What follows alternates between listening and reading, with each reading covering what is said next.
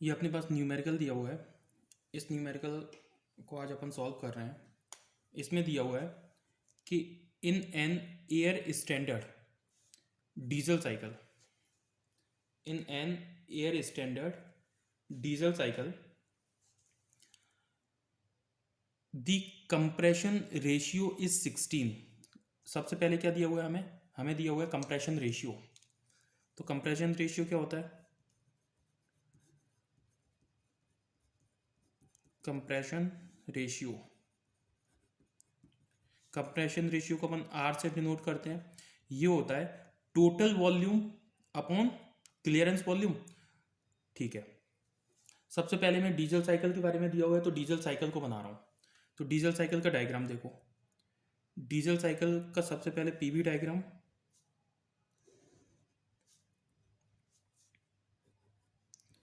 ये है प्रेशर, ये है वॉल्यूम। डीजल साइकिल में हीट जो ऐड होती है वो कांस्टेंट प्रेशर पे होती है, इसलिए मैंने पहले हीट एडिशन बना लिया। और हीट रिजेक्शन होता है वो होता है कांस्टेंट वॉल्यूम पर। तो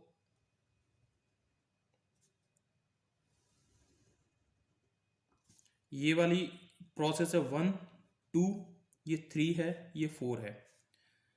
सिंस सबसे पहली जो प्रोसेस होती है प्रोसेस 1 2, प्रोसेस 1 से 2, ये होती है एडियाबेटिक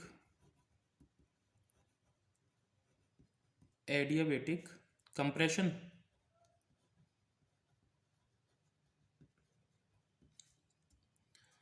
एडियाबेटिक कंप्रेशन है तो सिंपल बात है कि वॉल्यूम कम होगा और प्रेशर बढ़ेगा, तो ये होगी एडियाबेटिक कंप्रेशन। प्रोसेस 2 3 होती है हीट एडिशन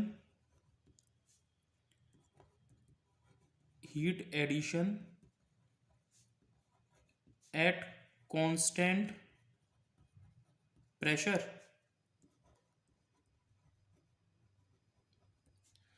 प्रोसेस 3 4 होती है 2 3, प्रोसेस कौन सी है? Heat addition at constant pressure, तो ये कांस्टेंट प्रेशर वाली लाइन होगी। Process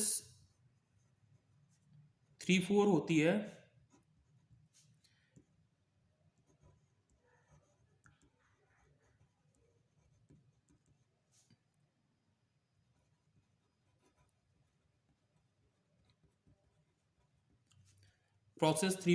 adiabatic expansion process.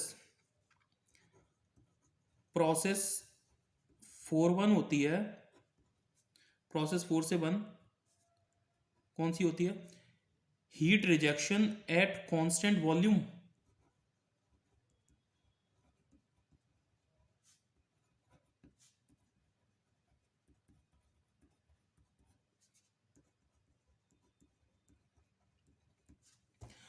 अब हम जानते हैं कि कंप्रेशन रेशियो क्या होता है। कंप्रेशन रेशियो होता है टोटल वॉल्यूम। टोटल वॉल्यूम कौन सा है? यहां से लेकर के यहां तक, यह है total volume. That means V1 is the total volume, V1 is the total volume. तो ये हो गया टोटल वॉल्यूम। और क्लियरेंस वॉल्यूम कौन सा होता है? ये वाला वॉल्यूम क्लियरेंस वॉल्यूम है, तो ये कौन सा हुआ? क्लियरेंस वॉल्यूम, यानी 0.2 तक। और ये जो V1 V2 से लेकर के V1 तक के बीच ये जो वॉल्यूम है that is swept volume, right. और ये है क्लियरेंस वॉल्यूम, और ये है टोटल वॉल्यूम VT। हम जानते हैं कंप्रेशन रेशियो होता है टोटल वॉल्यूम यानी V1 upon clearance volume, that means V2। इसकी वैल्यू न्यूमेरिकल में दी गई है कितनी? 16। क्वेश्चन में दिया हुआ है in an air standard diesel cycle the compression ratio is 16। compression ratio क्या होता है? R is equals to V1 upon V2 is equals to 16 and at the beginning of the isentropic compression adiabatic process को ही अपन क्या बोलते हैं? isentropic process, reversible adiabatic process isentropic process कहलाती है। तो at the beginning of isentropic compression, यानी compression कहां से शुरू हो रहा है? 0.1 से। यह 0.1 अपने पास, यहां से कंप्रेशन शुरू हो रहा है। तो उसने क्या बोला है कि at the beginning of the isentropic compression यानी 0.1 पर the temperature is 15 degree Celsius. Temperature कितना दिया हुआ है? यानी T1 कितना दिया हुआ है 15 डिग्री सेल्सियस, 15 डिग्री सेल्सियस। इसे अगर केल्विन में चेंज करें तो 273 प्लस 15 कर दूं, मीन्स 288 केल्विन हो गया। T1 मुझे पता चल गया। आगे दिया हुआ है and the pressure is 0.1 megapascal, means at point 1 पर प्रेशर कितना दिया हुआ है P1, P1 is equals to दिया है 0.1 मेगा पास्कल। 1 मेगा पास्कल में 10⁶ पास्कल होते हैं। तो अगर मैं इसे पास्कल में चेंज करूं तो क्या लिख सकता हूं 0.1 इंटू 10⁶ पास्कल। और अगर इसे मैं किलो पास्कल में चेंज करूं तो ये कितना हो जाएगा, किलो पास्कल मतलब इसमें 1000 का डिवाइड दे दूं, इसमें 1000 का डिवाइड दे दूंगा तो किलो पास्कल में चेंज हो जाएगा। तो इसका मतलब ये 100 किलो पास्कल आ जाएगा 1000 का डिवाइड देते सही, राइट। ये वो सारे पॉइंट हैं जो अपन को दिए गए हैं, इन्हें अपन अलग से रख लेते हैं। ये है P1, ये है T1 और ये है अपने पास कंप्रेशन रेशियो। नाउ अब अपन आगे बढ़ते हैं।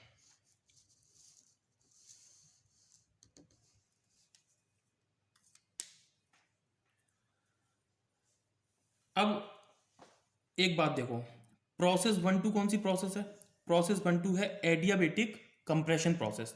तो एडियाबेटिक कंप्रेशन के केस में यानी एडियाबेटिक प्रोसेस के लिए अपन एक रिलेशन जानते हैं टेम्परेचर और वॉल्यूम के बीच में। अपन जानते हैं कि टेम्परेचर क्या है T2 upon T1 is equals to V1 upon V2 की पावर गामा-1 लिख सकते हैं। अपन ये भी जानते हैं कि V1 अपॉन V2 का जो रेशियो है वो कितना दिया हुआ है, V1 अपॉन V2 न्यूमेरिकल में 16 दिया हुआ है। तो मैं इसे लिख सकता हूँ 16 की पावर गामा-1। और एयर के लिए गामा की वैल्यू कितनी होती है, एयर के लिए गामा की वैल्यू होती है गामा इज इक्वल्स टू 1.4, ये होती है एयर के लिए गामा की वैल्यू। तो gamma that means ratio of Cp upon Cv। तो क्या मैं ये लिख सकता हूँ कि 16 की power 1.4 minus 1 is equals to, अगर इसे मैं कैलकुलेट करूंगा तो इसकी वैल्यू आएगी 3.03, राइट। ये मुझे मिल गया क्या, इन दोनों का रेशियो। अब T2 मुझे डिटरमाइन करना है। T1 की वैल्यू मेरे पास है, T1 की वैल्यू कितनी है मेरे पास 288 केल्विन। तो 288 का अगर मैं इसके साथ मल्टीप्लाई करूंगा तो मुझे वैल्यू कितनी मिल जाएगी 288 into 3.03 is equals to 873 kelvin. ये मेरे पास टेम्परेचर आ गया, राइट, प्रोसेस 1-2 के बीच में, ठीक है। अब मैं प्रोसेस ले रहा हूं कौन सी, मुझे टेम्परेचर T2 मिल गया, T2 टेम्परेचर मुझे मिल गया। T1 मुझे पता है, T2 मुझे मैंने पता कर लिया। अब अपन चलते हैं प्रोसेस 2-3 में। प्रोसेस 2-3, प्रोसेस 2-3 कौन सी प्रोसेस है, heat addition at constant pressure. तो मैं पॉइंट 2 को अगर कंसीडर करूं तो पॉइंट 2 को मैं क्या लिख सकता हूं, पॉइंट 2 को मैं लिख सकता हूं P2 V2 is equals to MR T2 at point 2 पे आइडियल गैस के लिए। और एट पॉइंट 3 पर भी मैं आइडियल गैस के लिए यही इक्वेशन लिख सकता हूं, यानी मैं पॉइंट 3 के लिए क्या लिख सकता हूं P3 V3 is equals to MR T3। Okay, इन दोनों का अगर मैं डिवाइड दूं, ये मैंने माना इक्वेशन नंबर 1, ये मैंने मानी इक्वेशन नंबर 2। इक्वेशन नंबर 1 और 2 का अगर मैं डिवाइड दूं तो मुझे क्या मिलेगा, मुझे मिलेगा P2 V2 upon T2 is equals to P3 V3 upon T3, right. इन दोनों का मैंने डिवाइड दिया तो मुझे ये इक्वेशन मिल गई। प्रेशर अपन जानते हैं कि प्रेशर सेम है at constant pressure, P3 is equals to P2 है। इधर देखो प्रोसेस में P2 और P3 दोनों इक्वल हैं। तो अगर P2 is equals to P3 है तो कि मैं इन दोनों को कैंसिल आउट कर दूं क्योंकि ये दोनों इक्वल हैं। तो यहां से V2 upon V3 is equals to T2 upon T3 मिल जाएगा, राइट। प्रोसेस 2-3 को देखो, मैंने 4 रेशियो बताए थे, उन चारों रेशियो को जरा समझो। मैंने सबसे पहले बताया था, इस पीवी डायग्राम को देखते चलना, मैंने सबसे पहले बताया था कि कंप्रेशन रेशियो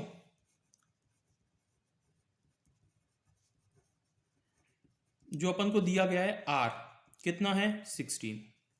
दूसरा मैंने बताया था cut off ratio,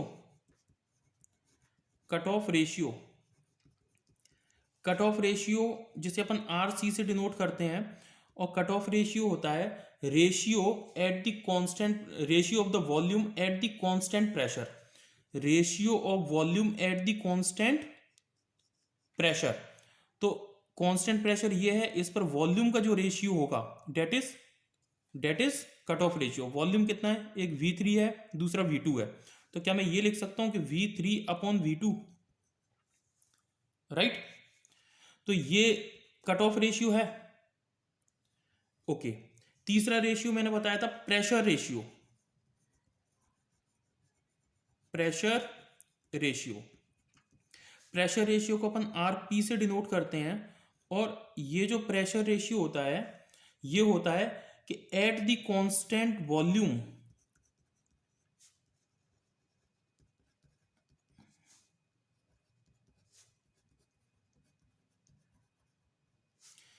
the ratio of pressure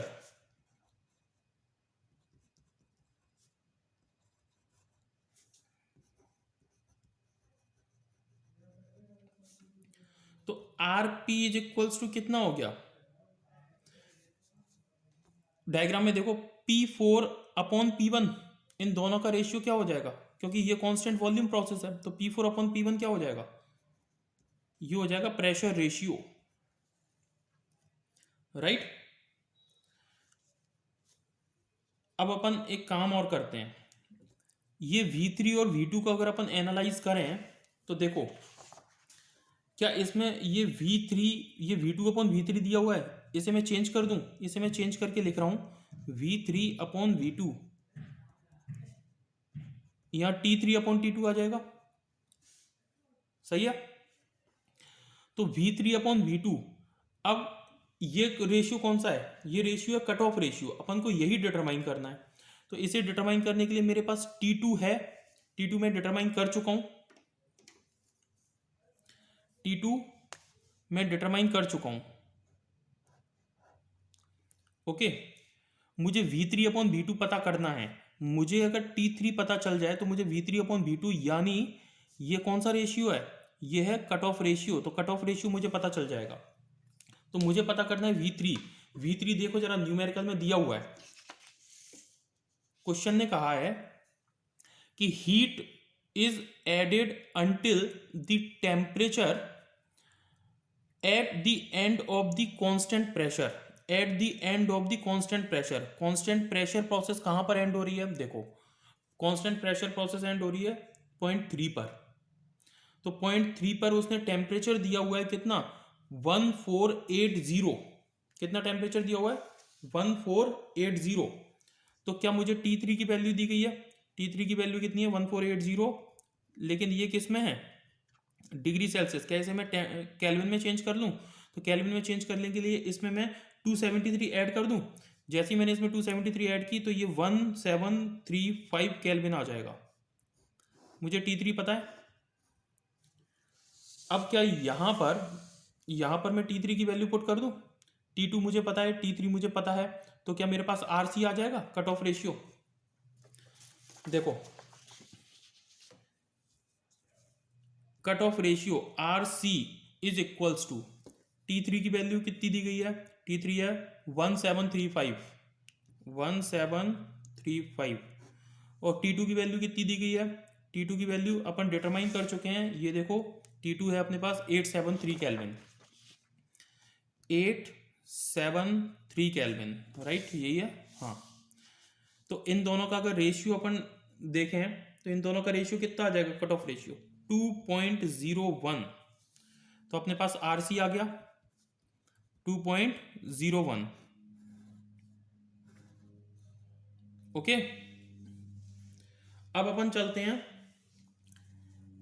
अपन को एक चीज और देखो, अब अपन को सेकंड क्या निकालना है,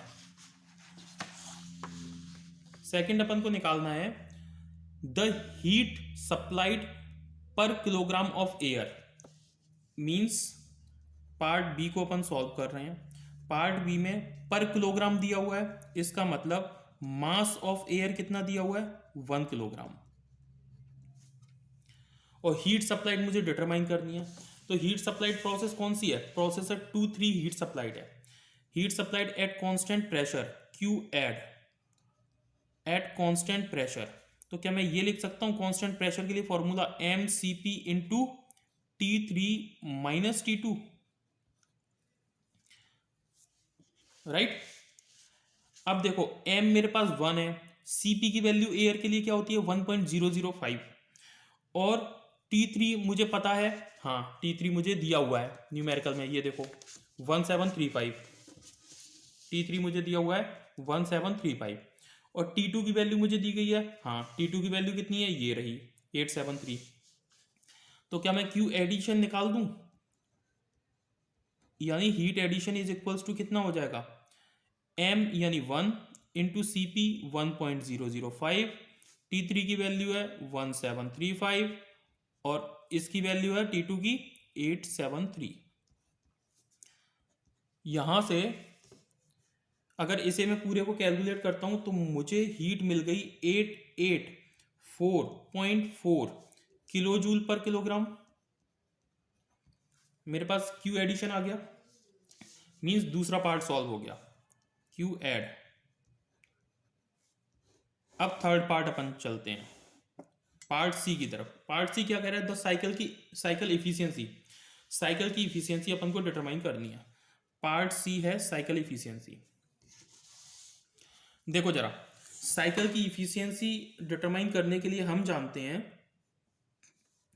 कि एफिशिएंसी इज इक्वल्स टू होता है work done, means net work done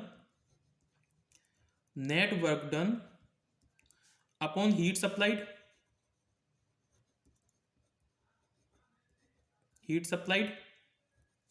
net work done को अपन क्या लिखते हैं, क्यू एडिशन यानी heat addition minus heat rejection upon heat addition Q add.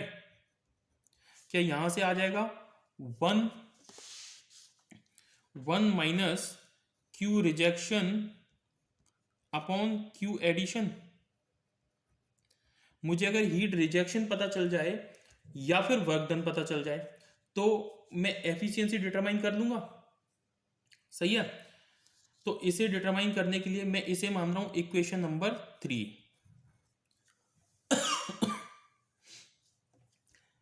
अब अपन चलते हैं प्रोसेस की तरफ। प्रोसेस मैं ले रहा हूं सबसे, प्रोसेस अपन ने कौन सी ले ली, 2-3 ले ली। अब प्रोसेस अपन 3-4 लेते हैं, प्रोसेस 3-4। प्रोसेस 3-4 को देखो, प्रोसेस 3-4 कौन सी है, एडियाबेटिक एक्सपेंशन प्रोसेस या फिर आइसेंट्रोपिक एक्सपेंशन प्रोसेस। तो एडियाबेटिक एक्सपेंशन प्रोसेस के लिए फॉर्मूला क्या होता है, टेम्परेचर और वॉल्यूम के बीच में रिलेशन। अपन जानते हैं कि T3 upon T4 is equals to V4 upon V3 होगा, इसकी पावर गामा -1।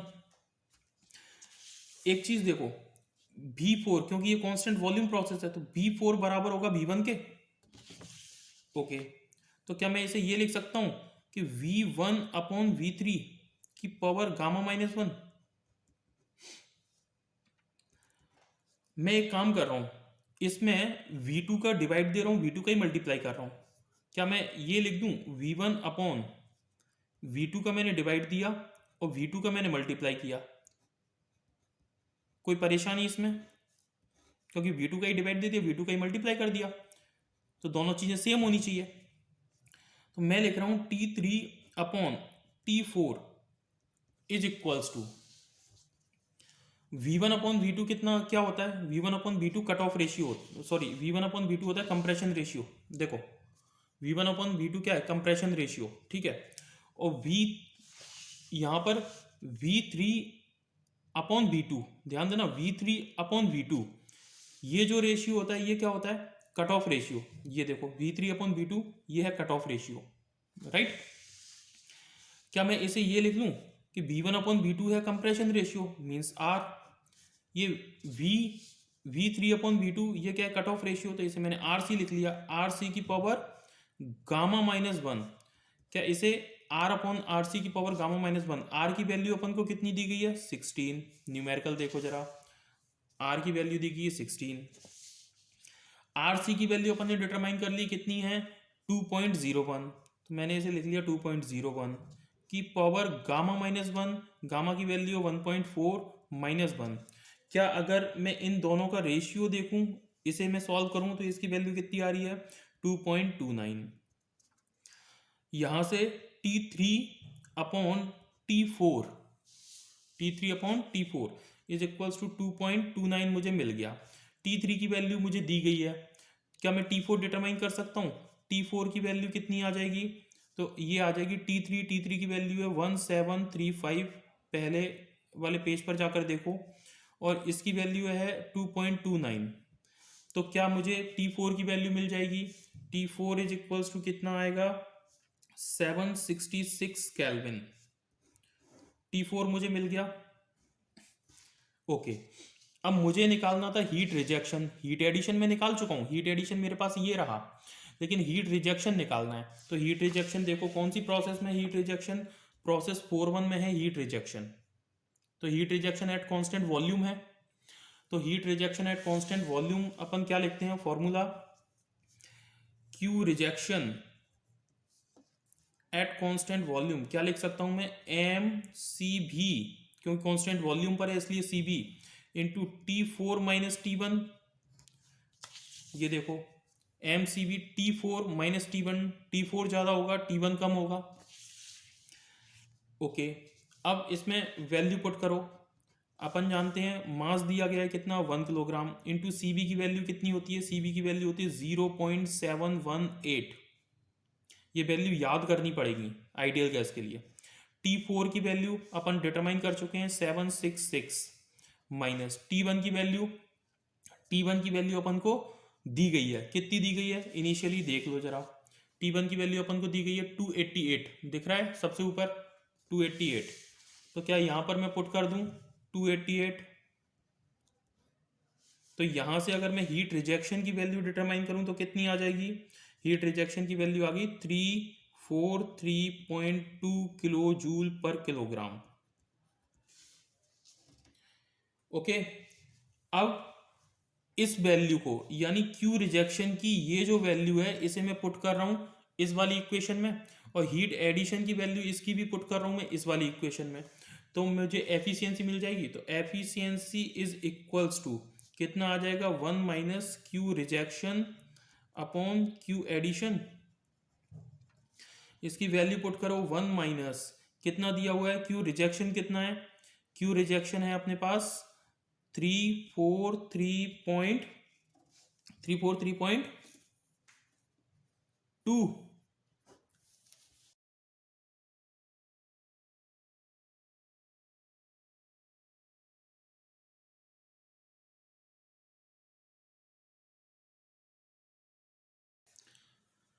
क्यू रिजेक्शन की वैल्यू है 343.2, और क्यू एडिशन की वैल्यू कितनी दी गई है?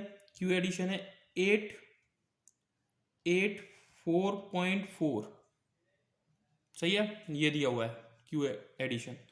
तो इसकी एफिशिएंसी कितनी निकल के आ गई? 61.2%, ओके। अब अब क्या डिटरमाइन करना है? अब लास्ट अपन को डिटरमाइन करना है, मीन इफेक्टिव प्रेशर। तो मीन इफेक्टिव प्रेशर क्या होता है? फोर्थ पॉइंट देखो, अपन को क्या डिटरमाइन करना है? अपन को अब डिटरमाइन करना है mean effective pressure, D point, mean effective pressure. Mean effective pressure क्या होता है? मीन इफेक्टिव प्रेशर होता है work done upon swept volume.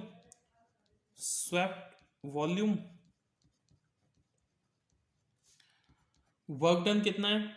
Work done अपन जानते हैं Q add minus Q rejection upon swept volume कितना होगा? स्वेप्ट वॉल्यूम देखो जरा डायग्राम पर आओ, ये है डायग्राम, ये है टोटल वॉल्यूम। स्वेप्ट वॉल्यूम अपने पास कितना है? V1 ये रहा और V2 ये रहा। क्या मैं V1 देखो, ये टोटल तो है V1, इसमें से V2 इतना वाला पार्ट है, ठीक है, तो V1 माइनस V2 कर दूं तो मुझे स्वेप्ट वॉल्यूम मिल जाएगा। तो मैं यहां पर लिख रहा हूं V1 minus V2, okay, swept volume को डिटरमाइन करने के लिए। अब मेरे पास V1 है, Q एड है, Q रिजेक्शन है, लेकिन V2 की वैल्यू मेरे पास नहीं है। तो अब एक चीज देखो, मैं यहां इसे सॉल्व कर रहा हूं, V2 डिटरमाइन कर रहा हूं मैं यहां पे।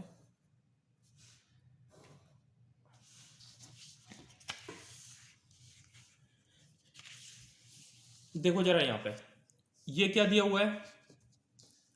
Are compression ratio is equals to 16 V1 upon V2। मुझे V1 की वैल्यू दी गई है, अपन निकाल लिया V1 की वैल्यू अपन निकाल करके बैठे हैं। V1 की वैल्यू अभी अपन ने डिटरमाइन नहीं की है, ठीक है। अपन एक काम करते हैं, ये जो पॉइंट 1 है ना, इस पॉइंट 1 पे अपन आइडियल गैस इक्वेशन लगाते हैं तो अपन को V1 मिल जाएगा। पॉइंट 1 पे अपन आइडियल गैस इक्वेशन लगा रहे हैं, पॉइंट 1 पर आइडियल गैस इक्वेशन लगाएंगे तो क्या जानते हैं अपन? P1 V1 is equals to MRT1। Mass दिया हुआ है 1 किलोग्राम, ठीक है। आर की वैल्यू कितनी है? 0.287 अपन जानते हैं फॉर एयर के लिए। T1 अपन को दिया गया है, P1 अपन को दिया गया है, तो क्या अपन को V1 मिल जाएगा? ओके, देखो जरा P1 की वैल्यू कितनी दी गई है? P1 की वैल्यू दी गई है 0.1 मेगा पास्कल यानी 100 किलो पास्कल, तो मैंने इसे रख दिया 100 किलो पास्कल। V1 मुझे डिटरमाइन